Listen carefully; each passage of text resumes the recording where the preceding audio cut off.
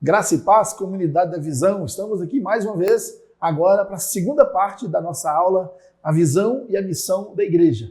Como eu disse anteriormente, essa aula também foi ministrada na Escola Bíblica da Igreja Batista no Alcides Rabelo, e nós estamos aqui deixando registrado para que você possa observar novamente, assistir novamente e tirar alguma dúvida, alguma coisa que você talvez não tenha compreendido. A gente vai tentar fazer da melhor maneira possível aqui para que você tenha acesso a essas informações.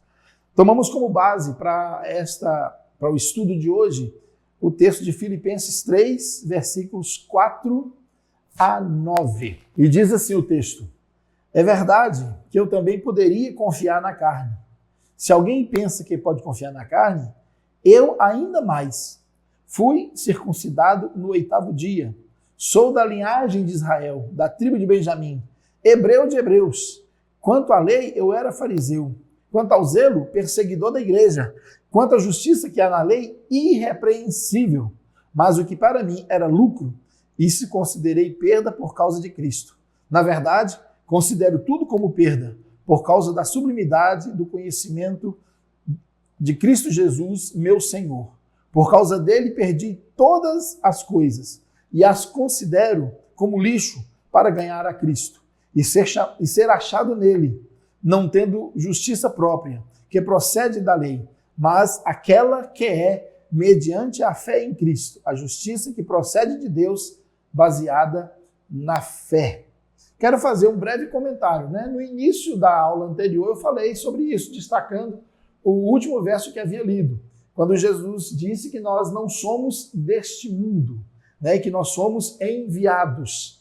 Assim como ele foi enviado, nós também fomos enviados. Então esse foi o destaque que eu fiz na aula passada, e aqui eu não quero fazer um destaque de um versículo, mas quero que você compreenda o que Paulo está dizendo com respeito a tudo que ele era e tudo que ele tinha e a mudança de mentalidade a qual ele experimentou. Né? Paulo, como ele diz no texto, né? Ele foi circuncidado ao 8º dia, da linhagem de Israel, da tribo de Benjamim, hebreu de hebreus, quanto à lei, fariseu, quanto ao zelo, perseguidor da igreja, quanto à justiça que há na lei, irrepreensível. Então nós estamos falando aqui de um homem que era um judeu judaizante, né? Alguém que era radical. E nós sabemos pelo texto bíblico que Paulo realmente era um homem radical. Ele não só consentiu na morte de Estevão, que é o primeiro mártir da igreja, mas ele conseguiu cartas, autorização das autoridades de Israel para prender e para matar cristãos. Ele foi um perseguidor da igreja, como ele mesmo diz aqui nesse texto. Então notem, nós estamos falando de um judeu que era praticante do judaísmo, um homem que era radical. Mas quando ele conheceu a Cristo, ele experimentou uma transformação, uma mudança. E como eu disse na aula passada, hoje eu quero frisar nesse aspecto. Mudança na mentalidade, mudança na nossa maneira de pensar. Então o texto nos mostra a visão de Paulo com relação à antiga aliança, né? Tudo foi deixado para trás para que ele pudesse viver segundo o ensino de Jesus. Então é sobre essa transformação, né, que nós queremos falar nesta segunda aula, ou na segunda parte desta aula. Então na aula anterior, nós falamos de 3 motivos para praticarmos o discipulado. Né? Falamos de 3 motivos para praticarmos o discipulado, para termos o discipulado como a base da nossa visão de ministério. Primeiro, porque Jesus, quando realizou o seu ministério aqui neste mundo, cumprindo a sua missão, ele usou o método do discipulado. Segundo, porque é uma ordem de Jesus: ide e fazei discípulos. Terceiro, porque o discipulado produz crentes mais fortes, mais resistentes às perseguições ou às distorções doutrinárias. E é mediante esses 3 motivos, né? Nós perguntamos o que aconteceu então com o evangelho que foi pregado sem discipulado. Então aqui hoje eu quero te dar uma breve noção de fatos, de acontecimentos muito interessantes que ocorreram na longa história da igreja, né? Um longo período, e onde a igreja foi passando por transformações, foi sofrendo modificações. né? Por causa de questões políticas e muitos outros motivos. E o fato é que a igreja, ela, com o passar dos anos, ela perdeu a sua essência.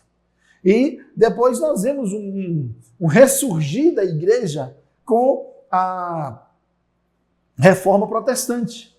Mas não é inegável que nós trouxemos da reforma protestante uma eclesiologia ainda um tanto católica. Então nós queremos falar um pouco sobre isso hoje para que você tenha noção de como aconteceu as mudanças e como nós precisamos renovar a nossa mente, mudar a nossa mentalidade para retornarmos ao modelo de Cristo e não continuarmos vivendo no modelo dos homens. Então essa é a posição. Então, o evangelho, apesar do seu crescimento numérico, ele não tem crescido doutrinariamente e a consequência é uma igreja que não promove a transformação das pessoas. É influenciada pela carnalidade, pelo mundanismo, a ideologia progressista que nega a autoridade da Bíblia e não aceita os princípios e nem os mandamentos de Deus registrados em sua palavra. Então nós temos hoje uma igreja frágil, e segundo uma pesquisa que foi feita, eu não vou dar dados aqui, porque não importa, isso é menos importante, mas segundo uma pesquisa que foi feita no Brasil há alguns anos agora mais recentemente, o Brasil tem hoje a igreja mais fraca da história, no que diz respeito ao conhecimento da Bíblia, no que diz respeito ao conhecimento de Deus, ao conhecimento da palavra, a firmeza doutrinária. Então, isso tudo nós sabemos que a razão é a falta de um discipulado eficaz. Né? As pessoas são levadas a frequentar os templos, os cultos, alguns vão à escola bíblica, a grande maioria não vai. Crentes, em sua grande maioria, não estudam a palavra de Deus. São poucos aqueles que leem a Bíblia durante a semana e no domingo eles vão ao templo. Aí lá no domingo eles meio que influenciados por uma tradição católica, né? Vão aos domingos, cumprem ali aquela obrigação espiritual e retornam para uma semana longe, distantes de Deus. Então a questão é que nós precisamos observar alguns aspectos e nós queremos entrar nisso hoje, né? A transformação da igreja. O primeiro ponto que eu quero colocar aí, que você entenda, é a questão do judaísmo. O judaísmo era centrado em um povo, né? O povo de Israel, centrado num país, né? Que tinha também uma cidade sagrada, que era Jerusalém, né? Tinha um templo, que era o Templo de Salomão. Tinha um grupo sacerdotal exclusivo, né? Que eram os levitas e os seus sacerdotes, e além disso ainda tinha um dia especial de adoração, que era o sábado. Então o que nós temos no judaísmo? Nós temos toda uma tradição. Nós sabemos que Jesus, quando veio ao mundo, ele não veio trazendo uma nova religião, né? Um novo judaísmo, né? Ou lançando a religião ou a igreja cristã. Jesus nasceu dentro do judaísmo e ele não criou uma religião, mas ele iniciou um movimento para o cumprimento, né, do Velho Testamento, que se cumpre nele, e a partir dele ele estabeleceu a nova aliança, e nessa nova aliança é que nós vivemos hoje. Então, nós temos, eu não sei se você prestou atenção, vou colocar novamente, né? No judaísmo era uma fé, uma religiosidade, uma religião centrada primeiro em um povo, o povo de Israel, o povo de Deus, é assim que são chamados, né? Era centrada em um país. Também tinha a sua cidade santa, né, sagrada, tinha o seu templo, o Templo de Salomão, e eles entendiam que o templo era o lugar da presença de Deus, e era mesmo. Quando Salomão constrói o templo,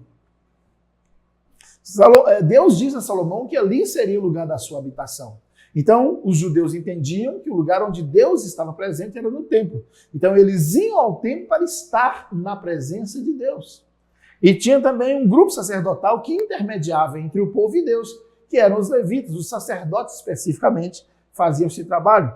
E um dia especial de adoração, que era o dia sagrado, o dia do sábado, né? Então, nós sabemos que essa era a estrutura do judaísmo. Então, vem Jesus e estabelece uma nova mentalidade, né? Então, o que nós temos agora? Você pode observar aí, né? No Evangelho de Jesus, já não é mais um povo, mas todas as nações, né? O Evangelho era pregado, era compartilhado nas casas. Todo crente é um sacerdote. E você vai se lembrar da palavra de Pedro, 1 Pedro 2,9, quando ele diz que nós somos o sacerdócio real. Por que Pedro diz isso, que nós somos o sacerdócio real? Pedro diz isso porque ele sabe que o sacerdócio exercido no passado, na velha aliança, é o sacerdócio que era apenas um símbolo daquilo que Jesus iria fazer, daquilo que ia se tornar a fé em Deus através de Jesus Cristo. Então, todo crente pode exercer o seu sacerdócio, nós não dependemos mais de um grupo religioso específico. Outro aspecto que nós vemos na igreja primitiva, se você abrir o livro de Atos, você vai ver isso, os irmãos se reuniam todos os dias nas orações para compartilhar o pão e também para pregar o evangelho. Se você ler o texto de Atos 2 e Atos 4, especialmente Atos 4, diz lá que eles todos os dias se reuniam para ir ao templo. Eles não iam ao templo porque havia uma igreja da igreja evangélica. Eles iam ao templo judeu para lá pregar, para lá compartilhar o evangelho. Inclusive foi num dessas idas que Pedro e João curaram um doente na porta do templo, e isso fez com que eles fossem presos. O templo que havia no templo de Salomão, eles iam ao templo para evangelizar, mas as reuniões de comunhão e de partir do pão e das orações era aos pés dos apóstolos todos os dias, de casa em casa, né? Todos os dias são consagrados ao Senhor, não há necessidade mais de um dia específico de adoração, né? Então nós vemos aí a realidade que o Senhor Jesus estabeleceu, né? O Evangelho de Jesus traz uma mudança. E aqueles 12 discípulos de Jesus, eles entenderam, eles compreenderam, né? De uma forma muito especial, que era necessário haver uma mudança na mentalidade. Aqueles homens conheciam o judaísmo, eles vinham do judaísmo. A grande maioria deles foi criada dentro do judaísmo, né? Era a religião dos seus familiares, dos seus antepassados. Aqueles homens eram judeus judaizantes, mas agora eles conhecem a Jesus e eles compreendem que é preciso uma mudança na mentalidade para abrir mão daquela velha estrutura do templo, do sacerdote, do dia sagrado, da cidade santa, do templo, que era onde Deus estava, e na verdade agora eles aprendem algo novo. João 4,23, Jesus ensina a mulher samaritana o quê? A hora e já chegou em que os verdadeiros adoradores adorarão em espírito e em verdade. Não é no Monte Gerizim, nem em Jerusalém, mas os verdadeiros adoradores adoram em espírito e em verdade, e Deus os procura. Então notem a mudança na mentalidade. Judeus que eram preconceituosos, né, que não falavam com gentios, que não tinham comunhão com eles, agora aqueles 12 homens chegam e veem Jesus conversando. Mais do que isso, mais do que conversar com a mulher samaritana, Jesus agora usa aquela mulher para ser o canal para que toda a cidade ouvisse do evangelho, e a Bíblia diz que toda a cidade creu em Jesus por causa daquela mulher samaritana que nenhum judeu ousava falar, mas Jesus estava mudando a maneira de pensar. Então, o evangelho de Jesus tem um novo estilo de adoração, não depende do lugar, mas é em espírito e em verdade. Então há uma mudança na forma de pensar a mensagem de Jesus. Cada crente é um sacerdote, né? Cada crente faz parte agora da nação santa, que é a igreja do Senhor. Então agora somos o povo escolhido, né? A igreja do Senhor é o povo escolhido. Seja aqui, seja em qualquer parte do mundo, nós somos a igreja do Senhor. Somos o povo escolhido, não mais uma nação, não mais uma cidade, não mais um dia sagrado, não mais um local, mas agora o evangelho que é pregado a todas as nações e todo aquele que crê será salvo. Olha que coisa preciosa que é o evangelho do Senhor Jesus. Então, aqui nós temos esta realidade. A transformação que Jesus promove, e é uma transformação que começa na mente das pessoas, que agora tem uma outra forma de ver. Muito bem, e aí nós chegamos num outro ponto. Nós sabemos que a partir do século IV, a igreja é filiada ao Estado, né, especificamente ao Império Romano, através do imperador Constantino. Nós não vamos entrar nos detalhes aqui da sua pseudo-conversão, mas o fato é que quando a igreja, no século VI, se torna católica apostólica romana, essa igreja resolve reconstruir aquilo que Jesus havia derrubado. Resolve refazer aquilo que Jesus havia desfeito. Então, o que nós temos? No catolicismo, voltou a centralização, você pode observar aí, da religião num país. Né? Agora é a Itália, é o Império Romano, né? O povo romano. Também uma cidade sagrada, que é Roma, lá está estabelecido a Capela Sistina, lá é o centro do catolicismo mundial. Também tem um grupo sacerdotal exclusivo que foi criado pelo imperador, esses líderes religiosos, né, que foram chamados de padres, e depois a estrutura aumentou e se tornou padres, bispos, arcebispos, cardeais, até o Papa. Então, notem, um grupo exclusivo sacerdotal que intermedia entre o povo e Deus. Aí agora as pessoas têm necessidade, novamente, de confessar ao padre para receber perdão de pecados. E aí Constantino estabelece um dia especial.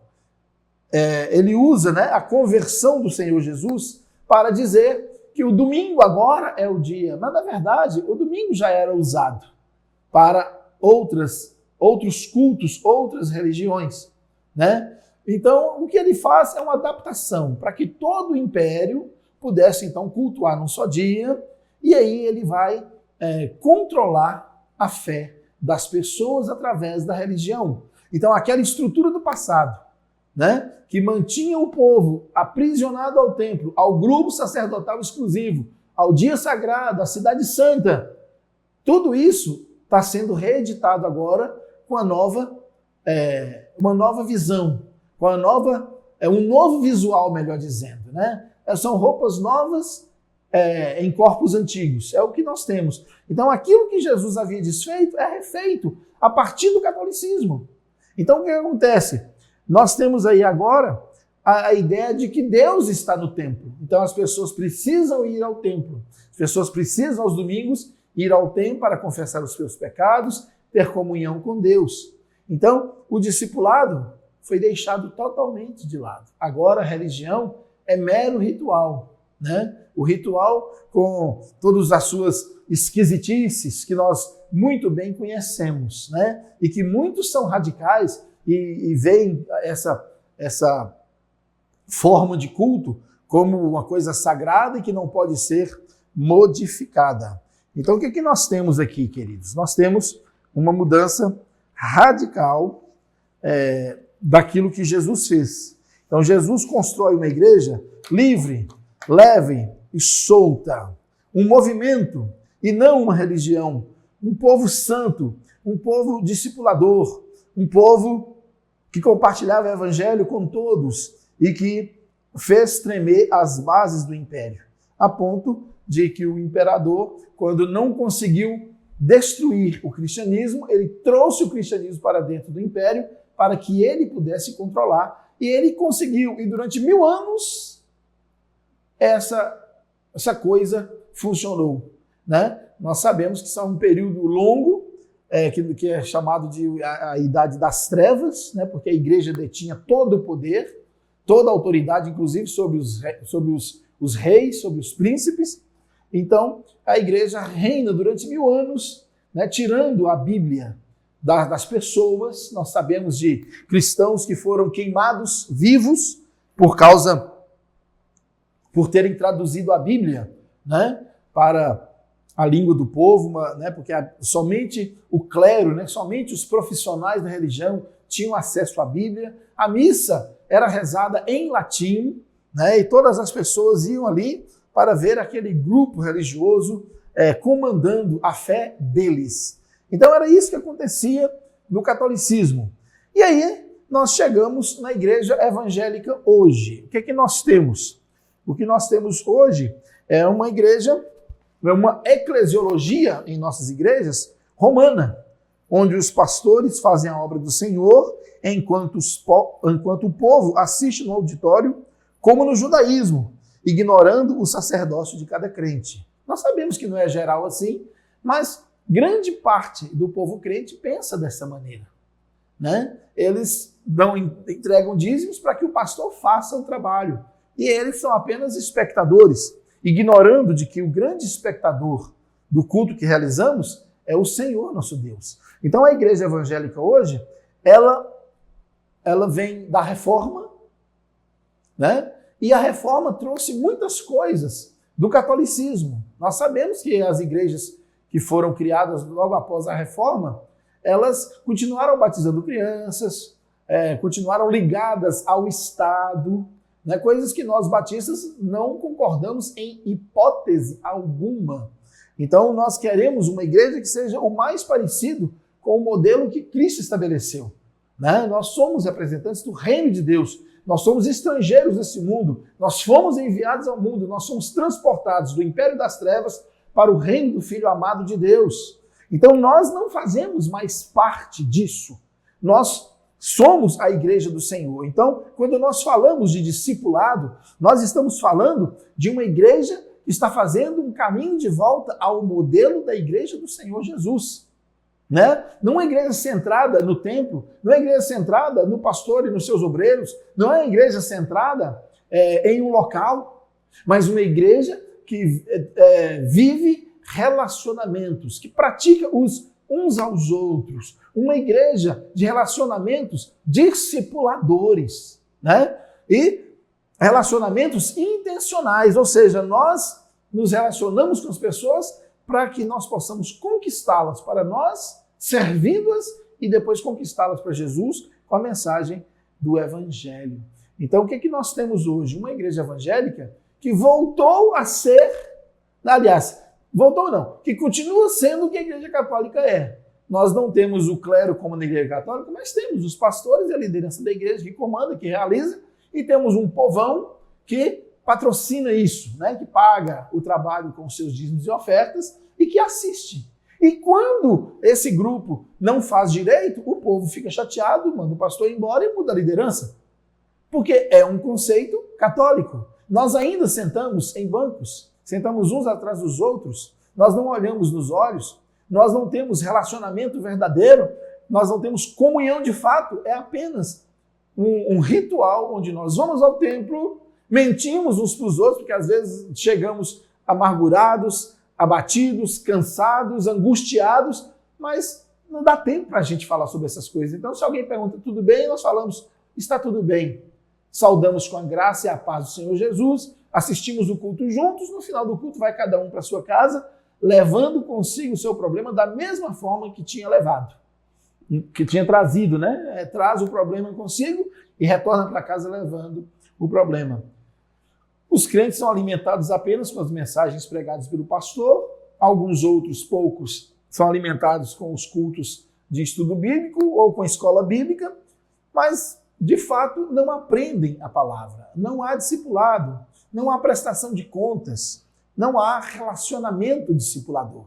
Então, nós ainda vivemos uma eclesiologia católica. Aquele modelo que foi estabelecido na Igreja Católica Apostólica Romana ainda dita os padrões da Igreja Evangélica hoje.